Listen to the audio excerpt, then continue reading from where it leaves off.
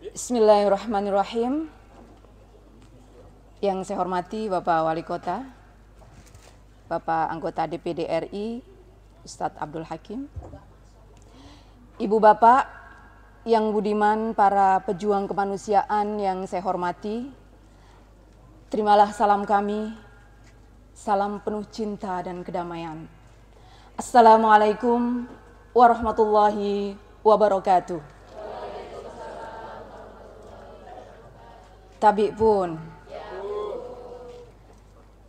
adalah sebuah kehormatan bagi saya diberi ruang untuk menyampaikan refleksi perjalanan menjadi perempuan dalam pidato kebudayaan untuk merayakan kemandirian perempuan 4 tahun payungi.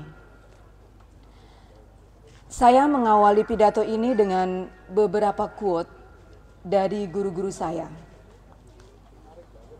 Profesor Dr. Irwan Abdullah dalam pengantar buku Sangkan Parang Gender menuliskan bahwa suara-suara perempuan harus didengar dan direkam dalam usaha mempertanyakan terus-menerus keabsahan sebuah teori. Nyai Nur Rofiah, founder Ngaji KGI, dalam buku Nalar Kritis Muslimah juga mengatakan, cara kita menyikapi pengalaman perempuan, baik secara biologis maupun sosial, akan menentukan keadilan jenis apa yang kita berikan pada perempuan. Dua pesan guru-guru saya ini penting menjadi pijakan bahwa dalam membangun pengetahuan, melahirkan kebijakan, mendesain program pendampingan dan pemberdayaan masyarakat untuk selalu bersetia memperdengarkan suara perempuan dan menghadirkannya sebagai aras. Karena perempuan sebagai entitas yang sempurna kemanusiaannya adalah nyata, maka menghadirkannya dalam setiap gerakan sosial dan kehidupan adalah niscaya. Bapak Ibu yang budiman, saya akan melanjutkan kesadaran perempuan yang becoming. Menjadi perempuan bagi saya, seperti dikatakan Ibu Saparinah Sadeli, adalah proses menjadi, bertumbuh, berkembang, menjadi, sampai akhirnya mati. Proses becoming adalah proses yang mengandaikan pencarian jati diri untuk menjadi manusia utuh yang memberi dampak manfaat pada setiap kehadirannya. Sering kita mendengar orang mengatakan, kita perlu merasakan dulu secara pribadi isu yang gigih kita perjuangkan, karena hanya melalui itu kita benar-benar mengerti kedalaman dan kompleksitas persoalannya. Kita juga mendengar dan melihat ada banyak penyintas kekerasan dalam keluarga menjadi pendamping yang sangat empatik dan memberdayakan. Pun kita melihat pendamping kelompok minoritas atau marginal, buruh perempuan, disabilitas, anak berkebutuhan khusus, mereka gigih mendampingi karena memiliki pengalaman atau beririsan pengalamannya dengan kelompok yang didampinginya. Bisa jadi pesan ini benar, tapi kebenarannya tidak selalu.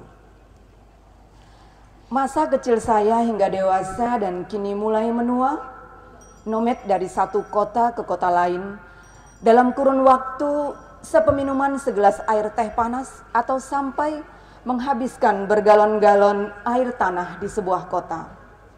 Semua kota memberikan referensi pengalaman hidup yang beragam. Saya menyaksikan kehidupan perempuan dengan berbagai wajah, dan semua selalu menarik perhatian. Menyaksikan perempuan berjuang menghadapi pengalaman biologis dan sosialnya, kadang melahirkan empati, tapi tak jarang justru memantik emosi, amarah, dan pada titik tertentu berujung pada dendam.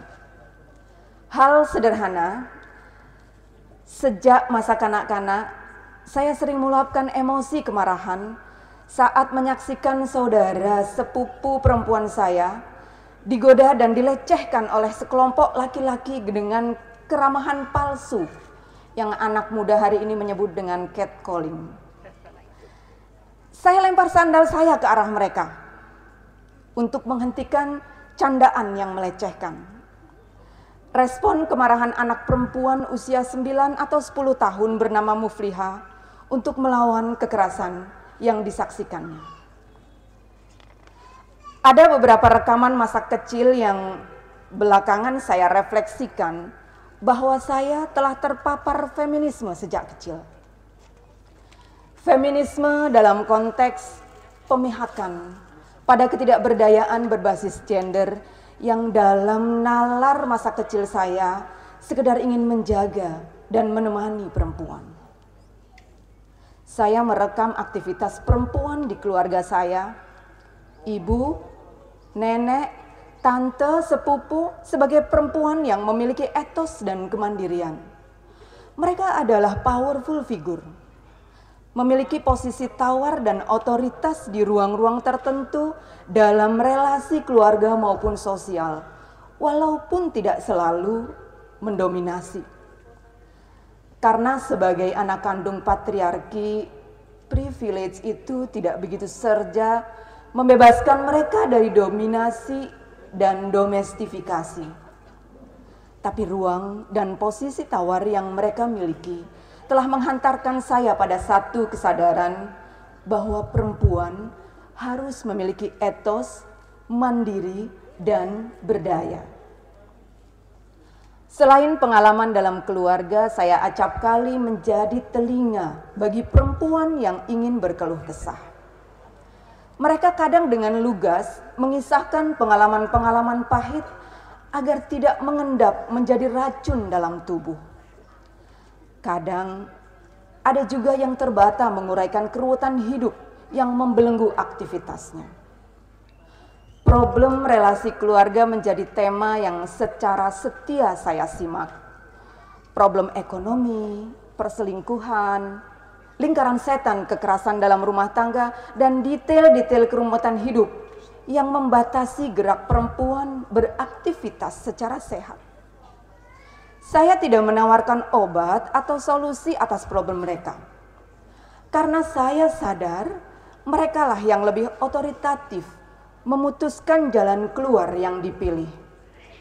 Saya hanya menyediakan telinga, menyediakan bahu, menyambungkan energi positif sembari belajar dari pengalaman banyak perempuan. Kisah mereka sekali lagi menghantarkan pada satu kesadaran bahwa perempuan harus berdaya. Dalam filsafat ilmu, utamanya empirisme, bersepakat bahwa pengalaman adalah basis pengetahuan. Sepanjang peradaban manusia, ruang sosial, politik, ekonomi, perkawinan, keluarga, bahkan dunia, laki-laki menjadi aras utama dan perempuan berada pada tepian yang tidak tampak. Dominasi dalam ruang kehidupan konkret terkristal dalam alam pikiran, tempat pengetahuan bersemayam. Dalam nalar feminisme, pengalaman perempuan secara otentik juga dipandang sebagai basis pengetahuan. Proses-proses membangun pengetahuan dimulai dari memperdengarkan pengalaman yang berlapis-lapis kompleksitasnya, merefleksikan secara kritis untuk mendedah akar masalahnya hingga membongkar bongkahan relasi kuasa. Pengalaman perempuan adalah kekuatan dan pengetahuan yang selama ini tidak diekspos dan diperhatikan karena dianggap tidak penting sehingga tidak tercatat dalam sejarah kemanusiaan. Saya teringat dalam studi hukum keluarga Islam yang saya geluti, bangunan norma-norma hukum keluarga Islam juga dilandaskan pada banyak pengalaman perempuan. Sahabat perempuan pernah berbondong-bondong mengadu kepada Nabi tentang kekerasan yang dilakukan oleh para suami. Pengaduan sahabat Habibah yang tak lagi bisa hidup bersama suaminya Sabit bin Qais juga menjadi landasan norma perceraian yang diajukan oleh istri atau dikenal dengan istilah khulu. Padahal kita tahu dalam tradisi Arab, cerai adalah privilege bagi laki-laki kapanpun ia menghendaki dengan atau tanpa alasan. Nabi Muhammad juga pernah mengizinkan sahabat perempuan untuk mengambil uang secukupnya dari suaminya, tentu tanpa izin karena suaminya tidak memberikan nafkah secara layak. Ya, Nabi Muhammad membuat keputusan dan norma hukum dengan mendengar aduan dari pengalaman perempuan. Tentu ada banyak lagi kisah lain di mana Nabi Muhammad meneladankan, pemihakan, dan memperdengarkan pengalaman perempuan. Ibu bapak yang budiman, para penggerak yang saya banggakan, kembali saya ingin mengutip quote dari Mahatma Gandhi. Dia mengatakan, banyak sekali pergerakan-pergerakan kita kandas di tengah jalan oleh karena keadaan kaum perempuan kita. Sudah terlalu banyak tinta ditumpahkan untuk menulis pengalaman pahit domestifikasi, marginalisasi, opresi dan kekerasan terhadap perempuan serta teoritisasinya. Catatan-catatan ini harus dilanjutkan. Karena pengalaman perempuan tidaklah tunggal, punya banyak wajah dengan lapisan-lapisan yang berbeda. Kerja-kerja memperdengarkan pengalaman perempuan tetap relevan untuk mencatatnya sebagai kerja intelektual, mengadvokasi sebagai kerja pendampingan dan pemberdayaan, atau pada titik tertentu menghadirkannya sebagai basis untuk merumuskan kebijakan yang memberdayakan. Satu waktu anak laki-laki saya yang sedang tumbuh dewasa mengajukan pertanyaan kritis tentang aktivitas yang saya lakukan. Kebetulan 6 bulan terakhir ini dia mengamati secara langsung berbagai aktivitas saya di isu perempuan. Karena selama ini anak saya berada di pesantren. Pertanyaannya, Mama, apakah feminisme itu penting untuk kita orang Indonesia? Wong sudah banyak perempuan yang berkiprah di luar rumah. Dalam pikiran sederhananya, feminisme adalah perjuangan kesetaraan untuk sama-sama bekerja seperti laki-laki. Di lain waktu dia kembali bertanya tentang relasi laki-laki dan perempuan dalam keluarga, tentang kewajiban nafkah, pembagian peran dalam keluarga, tentang potensi kerentanan perempuan mengalami kekerasan.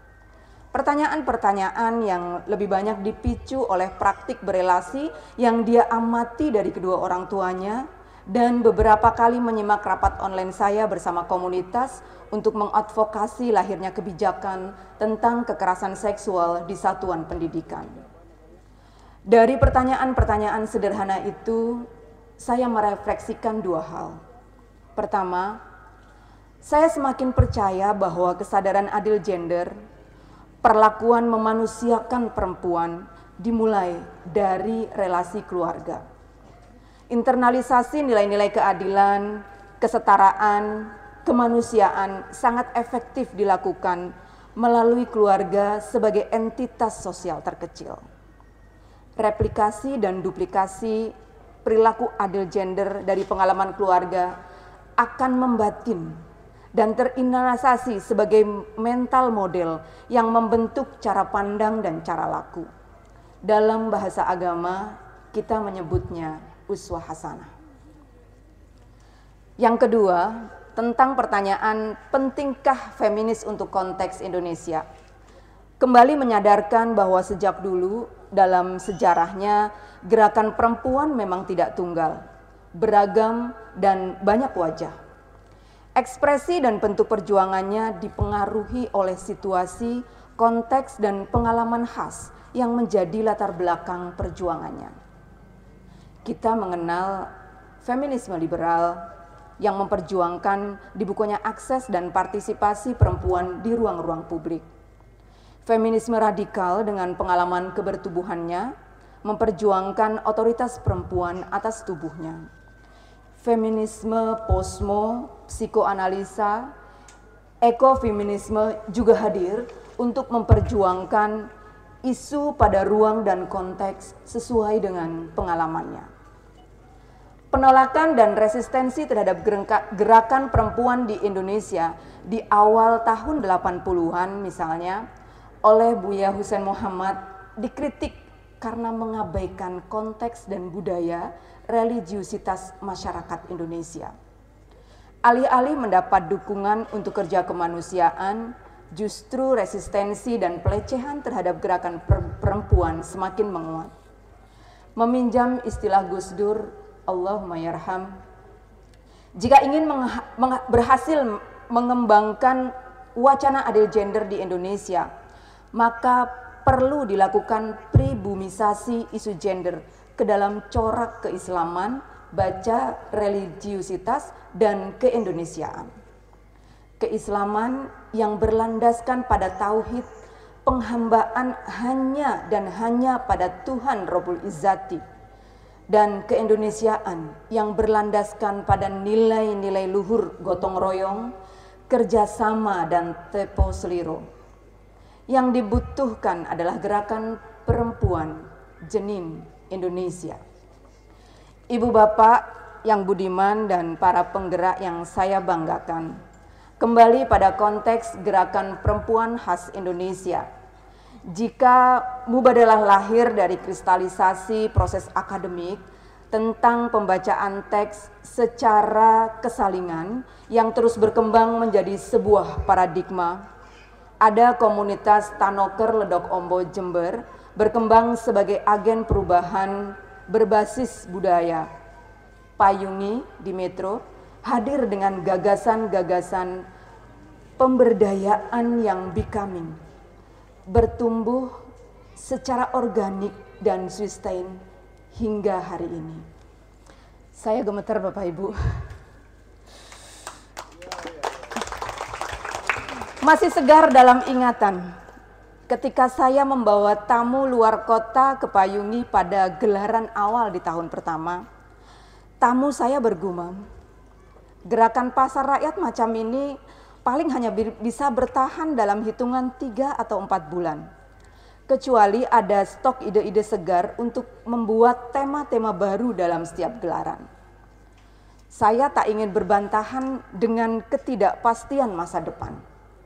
Khawatir gudeg Sundari yang saya nikmati ketika itu berubah rasa jadi asam. Yang pasti saya melihat Payungi bukan pasar kaget atau pasar tiban. Dan hari ini Payungi memberi bukti panjang usia pemberdayaan. 4 tahun Payungi merayakan kemandirian perempuan, mensyukuri atas hadirnya perempuan pada aras gerakan. Mata awam melihat bahwa Payungi adalah pasar rakyat yang digerakkan oleh banyak perempuan. Tapi mata batin melihat Payungi bukan sekedar pasar panganan, tapi pasar yang mempertemukan banyak gagasan dan harapan tentang kemandirian. Ada nilai-nilai yang dijajakan tentang gotong royong, kebersamaan, kesalingan, dan kerelaan untuk tumbuh bersama.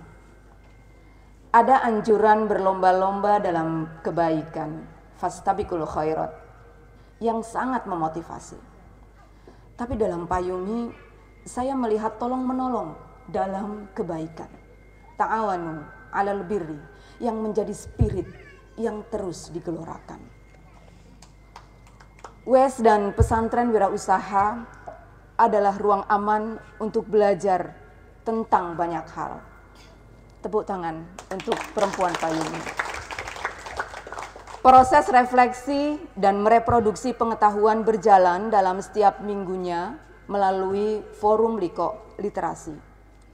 Secara periodik, Wes juga membersamai perempuan-perempuan muda dalam sekolah penggerak perempuan. Di pesantren wirausaha, perempuan belajar tentang agama, berlatih skill entrepreneur, penyadaran tentang lingkungan hidup, mengakrabi teknologi yang tidak mudah bagi sebagian imigran digital. Tapi mereka bersetia untuk belajar. Ekonomi kreatif yang digerakkan perempuan payungi bertumbuh, mulai dari kuliner, fashion, kriya, musik, dan juga film. Bergerak di atas kreativitas tanpa batas. Founder Payungi, Bapak Dharma Setiawan, berulang kali menegaskan, pertumbuhan ekonomi bukan lagi menjadi tujuan utama, tapi keberdayaan yang terlihat nyata dari sikap, argumen, dan kemandirian berpikir hingga memunculkan karakter yang solid. Pengetahuan, pengalaman, kebiasaan, dan praktik baik yang akan membawa mereka pada posisi yang berbeda dari sebelumnya. Muflih, bukan muflihah, adalah orang yang kondisi hari ini lebih baik dari kondisi sebelumnya. Dan situasi masa depannya juga harus lebih berdaya dari hari ini. Keberdayaan perempuan tidak dalam konteks untuk mengungguli pasangan mitranya. Sekali lagi, tidak dalam konteks mengungguli laki-laki, melainkan menjadi mitra setara dan menebar kebaikan dan kemanfaatan di muka bumi ini. Kehadiran perempuan payungi tidak seperti paradigma woman in development atau woman and development yang mengandaikan perempuan sebagai entitas berbeda yang tidak menyatu dalam gerakan. Tapi perempuan menjadi arus utama bersama laki-laki, menjadi subjek penuh yang secara bersama-sama bertumbuh dan becoming dalam payungi. Di penghujung pidato saya ingin menyampaikan pengakuan dosa bahwa sebagai teman kritis perempuan, saya sering absen dalam kerja-kerja pemberdayaan di level grassroots. Tidak ingin bermaksud mencari pembenaran, tapi bahwa gerakan perempuan harus bersifat kolektif dan dilakukan bersama-sama, meski dalam ruang dan bilik yang berbeda. Berbeda ruang dalam rumah yang sama untuk memperjuangkan kebernilaian, kemanfaatan diri perempuan sebagai manusia utuh, mitra laki-laki di muka bumi ini. Sebagai kalam akhir, selamat ulang tahun yang keempat untuk Payungi. Bersetialah pada kebaikan untuk terus ditularkan. Panjang umur pemberdayaan, panjang usia kebaikan. Mari rayakan kemandirian perempuan. Wassalamualaikum warahmatullahi wabarakatuh. Terima kasih. Waalaikumsalam warahmatullahi wabarakatuh. Situ dulu. Dokter.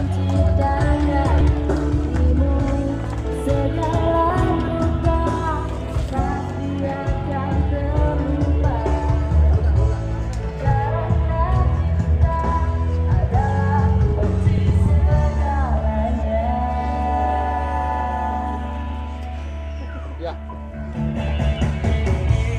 Tepuk tangan dulu dong. Selamat. Terima kasih, Mak. Ya. Oke? Ya. Salam Ayi. Ya. Ayo. Ayo.